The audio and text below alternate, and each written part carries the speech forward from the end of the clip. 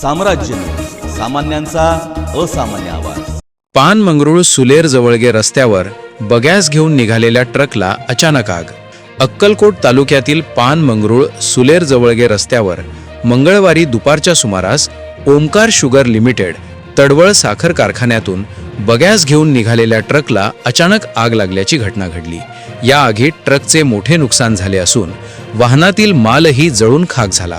आग लागल्याचे लक्षात येताच चालकाने प्रसंगावधान राखून वाहन रस्त्याच्या कडेला उभे केले आणि तत्काळ खाली उतरल्यामुळे मोठी दुर्घटना टळली। दरम्यान स्थानिक नागरिक आणि अग्निशमन दलाच्या पथकाने घटनास्थळी धाव घेत आग आटोक्यात आणली।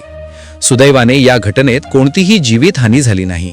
आगीचे नेमके कारण अद्याप समजू शकले नसून शॉर्ट सर्किट किंवा इंजिनमधील तांत्रिक बिघाडामुळे आग लागल्याची प्राथमिक शक्यता व्यक्त केली जात आहे।